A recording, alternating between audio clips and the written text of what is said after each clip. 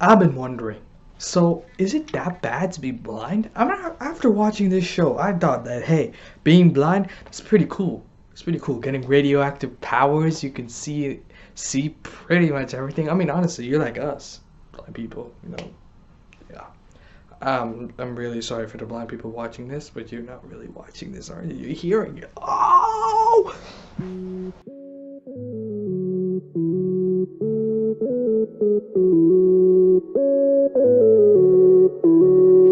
Yo, what up, my cheese army? How you doing? This is the Cheese Monster bringing you back with another review for Dare Freaking Devil. Let's go. Of course, my shameless joke. I am really sorry for all you blind people. I didn't mean to say that. And if you're offended, leave a comment below. And please don't unsubscribe. I really need subscribers right now. Anyway, we got Daredevil starring Matt Murdock. Matt Murdock is, of course, a blind lawyer with his partner-in-law, Foggy Nelson, and they're trying to get in the world of law. Of course, they have many firms going up against them, so they try to strive for new clients as they meet this girl named Paige, who, of course, is their first client after murdering someone, even though she doesn't know how she, in fact, murdered them. Weird enough? Of course, Matt Murdock, Daredevil, is the Daredevil. And he goes around because he believes that law could not save the city, Hell's Kitchen, and he goes on fighting crime, the smaller crime, not your average Age of Ultron bots or, of course, the big blue thing in the sky. Of course, this show is very skeptical. I thought the movie was complete dog shit. The movie wasn't even that good. And of course, with all respect to Ben Affleck, the movie wasn't the best movie that I can think that would be good for a Daredevil movie. But the show did surprise me. It was a Netflix original show, and of course I couldn't review it because I wasn't even a YouTuber. But the fact is that this show is amazing. Definitely different, directed by different directors, so we see different styles of directing. Of course, the story plot goes around as amazing. It's every plot does connect with the overall plot of Daredevil, which I really like how they did that. Of course, every show does that, but some shows are unrelated. Of course, you got their side stories, and some stories are related to Matt Murdock himself. I think that the show definitely deserves a watch. First of all, let's talk about Charlie Cox. Charlie Cox is best. Daredevil, he's amazing as Daredevil. I don't know how he can pull something off. I never really heard about this guy ever, but definitely worth checking out. This guy is amazing. Definitely plays with the hand movements of how the action scenes are handled. He does a great job of playing the Daredevil. I forgot the girl's name, but it's Paige, and I kind of liked her at first, but after a while, she kind of got like a little iffy, and I really didn't like her because she wasn't with Daredevil the whole time. She went on her off, even specifically when she said that she needed Daredevil's help. Seriously, can't you die? She don't like when people die. I'm like, okay, you die, you die, you die. Even Ben, one of the characters named Ben, she died, but Paige, come on, die. I hate you so much right now. She does her own thing. She's pretty much a bitch the whole time, and she doesn't listen to Daredevil, Matt Murdock at all. She doesn't even know if it's Matt Murdock or not. Regardless, this show does bring a lot to the table. Foggy Nelson is amazing as the best friend. I really felt the chemistry between these characters. They did really well with each other and worked well with each other, and to bring to the table a new sort of relationship. I really like that.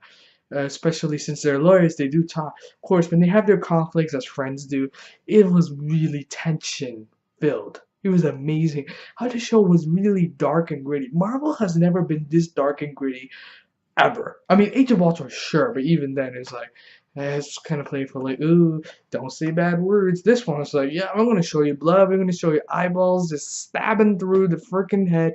We're going to show you the blood. We're going to show you the dark and gritty side of life because life ain't cute. And I was like, whoa, Daredevil? You're a Daredevil.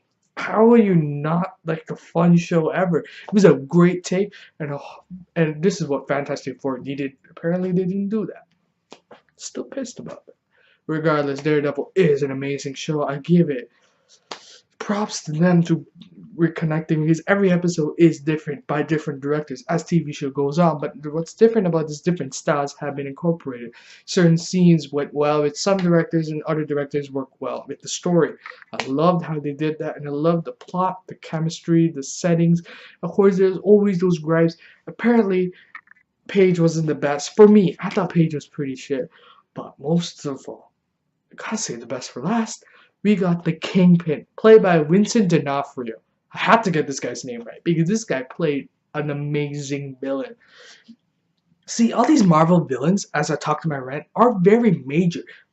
Ultron, Loki, all these people from galaxies, but we don't need certain things, certain villains that appear for, say, like, oh, I'm out of the sky, I'm Thanos, I'm going to use my Infinity Gauntlet.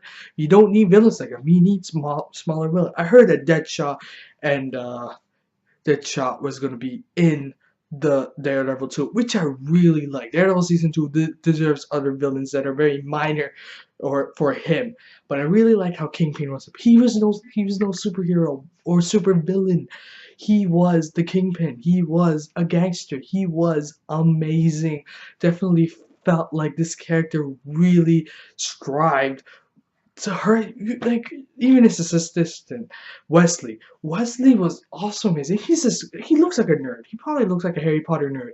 Well, the first time I saw him, that was like, oh, this guy, yeah, he's pretty cool. Follow Daredevil's part. No, he freaks you out. He talks very like sophisticated, but amazing performance by this guy as well. This show has amazing characters, actors who play these characters well, and of course the show and the intimate of the plot is amazing. I couldn't stop watching this show. I binge watched everything. This show definitely deserves your watch. I give it 4.5 out of 5 stars.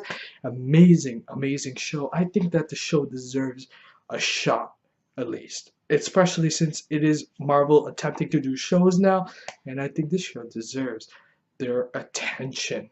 Anyway, guys, this is the Cheese Monster signing out. What's my signature line? Sorry, I had to pause for a moment. Take some cheese, slice it up because I'm out.